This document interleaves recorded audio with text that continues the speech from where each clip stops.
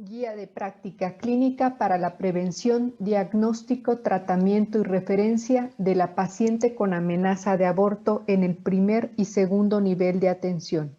Introducción. La amenaza de aborto se define como la presencia de sangrado transvaginal que puede estar acompañado o no de dolor abdominal, así como ausencia de dilatación cervical antes de la semana 22 de gestación.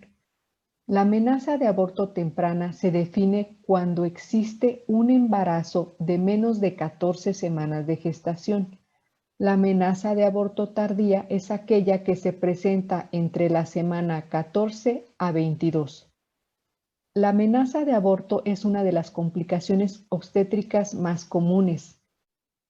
Se ha demostrado que se asocia con un aumento de riesgo obstétrico como el trabajo de parto prematuro, bajo peso al nacer y rotura prematura de membranas, pregunta de NARM. En un embarazo normal, el feto viable de 6 semanas es visualizado por ultrasonido. Aproximadamente el 50% de todos los casos de pérdida temprana en el embarazo se deben a anomalías cromosómicas fetales. Los factores de riesgo más comunes identificados en las mujeres con pérdida temprana del embarazo son edad materna avanzada y el antecedente de pérdida temprana en el embarazo. Para el diagnóstico y pronóstico deben existir reporte de ultrasonido que demuestre actividad cardíaca fetal, hormona gonadotropina coriónica humana cuantitativa seriada y datos clínicos. Justificación. El embarazo es un proceso fisiológico normal en el que cualquier intervención que se ofrezca debe tener beneficios conocidos y aceptables. Aproximadamente 20 a 40% de las mujeres embarazadas presentan sangrado en el primer trimestre. La amenaza de aborto es una de las complicaciones obstétricas más frecuentes.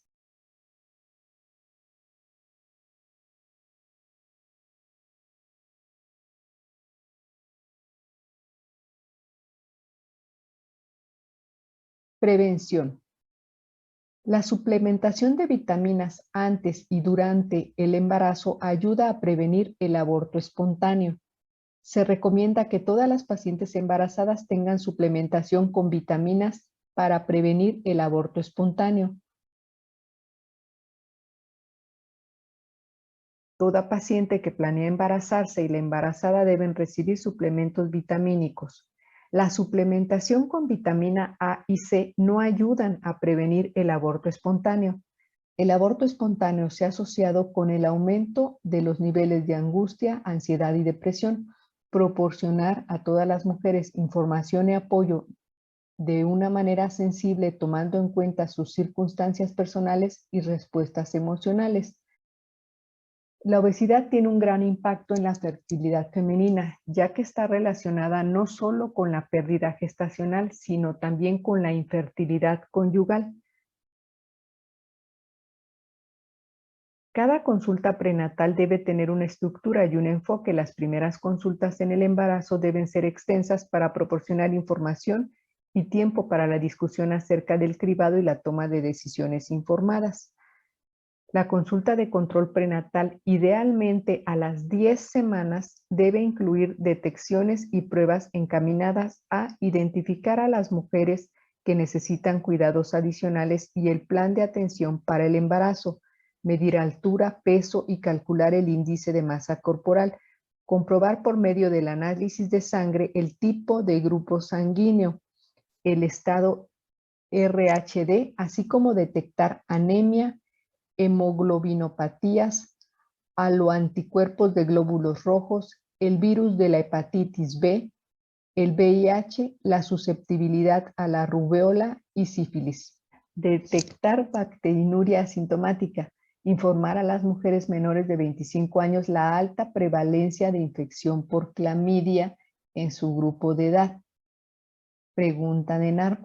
Ofrecer información y asesoría oportuna sobre los diversos tipos de pruebas cromosómicas necesarias, detectar y evaluar la edad gestacional con la ecografía exploratoria temprana y detectar anomalías estructurales con la ecografía de seguimiento, preguntar acerca de cualquier enfermedad mental grave pasada o presente o tratamiento psiquiátrico, preguntar sobre el estado de ánimo para identificar la posibilidad de depresión, preguntar acerca de la ocupación de la mujer para identificar riesgos potenciales. En la primera consulta prenatal, el profesional médico debe proporcionar información específica sobre los suplementos con ácido fólico, higiene de los alimentos, incluyendo la forma de reducir el riesgo de una infección adquirida, el estilo de vida, incluyendo el abandono del tabaco, el uso de drogas recreativas y el consumo de alcohol. Todo el examen prenatal, incluyendo los riesgos, beneficios y limitaciones de las pruebas de detección, cómo se desarrolla el bebé durante el embarazo, la nutrición y la dieta, incluyendo suplementos de vitamina D, el ejercicio, incluidos los ejercicios del piso pélvico, lugar de atención del parto. Las mujeres embarazadas que por lo general requieren de cuidado adicional son las que tienen las siguientes condiciones: enfermedad cardíaca, incluyendo hipertensión arterial sistémica o gestacional, enfermedad renal, trastornos endocrinos como la diabetes insulinodependiente, trastornos psiquiátricos tratados con medicamentos, trastornos hematológicos, trastornos autoinmunes, epilepsia tratada con anticonvulsivos, enfermedad maligna, asma grave, uso de drogas recreativas como la heroína, cocaína, incluido el crack, y el éxtasis, VIH o infección por VHV, obesidad con índice de masa corporal mayor o igual a 30 o bajo peso, índice de masa corporal menor o igual a 18. Mayor riesgo de desarrollar complicaciones, entre otras las mujeres de 40 años y más, las que fuman, mujeres que son especialmente vulnerables como las adolescentes o que carecen de apoyo social. La inmunoglobulina humana anti-D se debe de administrar en las mujeres RH negativo que pretendan embarazarse o que estén embarazadas, excepto si el padre del recién nacido es RH negativo, pregunta de NARM. Dosis 100 microgramos, 500 unidades internacionales en el primer embarazo. El sangrado vaginal durante las primeras 20 a 22 semanas de gestación con o sin dolor lumbopélvico y cérvix cerrado se conoce como amenaza de aborto involuntario. Esto se puede presentar en forma de manchas de sangre al choque potencialmente fatal. Una vez que la dilatación del cuello uterino ha comenzado, el aborto involuntario es inevitable. Se sugiere en todo cuadro clínico de sospecha de amenaza de aborto comenzar con historia clínica y examen físico completo. La exploración de la paciente debe incluir especuloscopía para visualizar y evaluar el cérvix, para descartar cualquier lesión capaz de producir sangrado transvaginal, eversión glandular, lesiones cervicales malignas, pólipo cervical, entre otras. Asesorar e indicar a la mujer que presenta sangrado transvaginal y embarazo intrauterino confirmado con latido fetal, que si el sangrado se incrementa o persiste, debe regresar para ser evaluada. Si el sangrado se detiene, comenzar o continuar con la atención prenatal de rutina. Los marcadores ultrasonográficos que predicen aborto en mujeres con viabilidad fetal confirmada son bradicardia fetal con frecuencia cardíaca fetal menor a 110 latidos por minuto entre las 6 a 14 semanas de gestación, hematoma intrauterino sin información existente en relación al tamaño, diferencia entre MGSD y LCC, saco de Yolk con forma irregular, alteraciones de ecogenicidad o ausencia, pregunta de NARM. Se recomienda realizar ultrasonido en mujeres con sospecha de amenaza de aborto para determinar el sitio y la viabilidad del embarazo, identificar actividad cardíaca fetal, saco gestacional, saco vitolino y polo fetal. Repetir el estudio cuando existe algún marcador ultrasonográfico de mal pronóstico. La frecuencia cardíaca fetal durante la semana de gestación 5 a 10 es de 100 a 175 latidos por minuto. Cuando existe frecuencia cardíaca fetal menor a 120 latidos por minuto, se asocia con muerte fetal. Y la frecuencia cardíaca fetal menor a 85 latidos por minuto se asocia con muerte fetal. Se recomienda obtener la frecuencia cardíaca fetal en todas las pacientes con sospecha de amenaza de aborto. Se recomienda repetir el estudio ultrasonográfico con un intervalo de 7 a 10 días cuando existan marcadores ultrasonográficos de mal pronóstico o embarazo con viabilidad incierta. Tratamiento. Se sugiere usar progesterona para evitar la urgencia y procedimientos médicos innecesarios, además de la tranquilidad de la paciente. Los tocolíticos o relajantes musculares uterinos han sido evaluados por su papel en el tratamiento de la amenaza de aborto.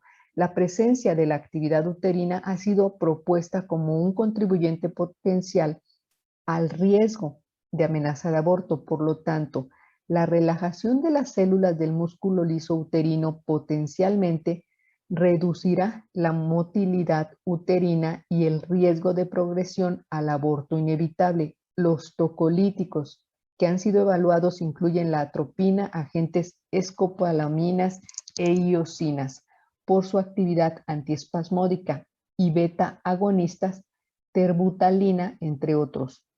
Se sugiere reposo absoluto hasta 48 horas tras el cese del sangrado, suplementar con ácido fólico, uso de sedante. El tratamiento hormonal con la administración de una dosis de gonadotropina coriónica humana hasta la semana 12 y 17 alfa hidroxiprogesterona después de la semana 12. Se sugiere el reposo en cama, tomando en cuenta que la evidencia disponible es insuficiente para demostrar el efecto benéfico para prevenir el aborto. Aunque no existe suficiente sustento con evidencia científica para indicar el reposo en cama, esfuerzo físico excesivo y actividad sexual en la práctica médica es una indicación frecuente que se realiza en el tratamiento de la amenaza de aborto, que brinda estabilidad emocional a la paciente, permite continuar con el embarazo. Se necesita la evaluación exhaustiva para hacer el diagnóstico definitivo, la historia clínica completa junto con la exploración física adecuada en combinación con un ultrasonido y las pruebas de beta-HCG. La paciente en edad reproductiva con datos clínicos de dolor lumbosacro y sangrado transvaginal debe referirse para confirmar o descartar el diagnóstico a través de estudios de gabinete y laboratorio. Diagramas de flujo. Tratamiento de la amenaza de aborto.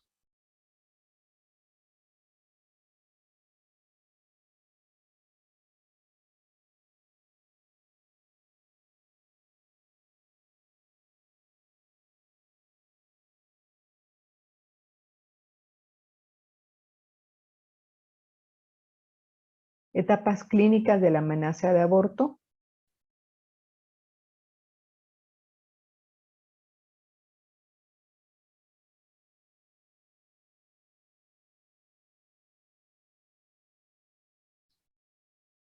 Gracias.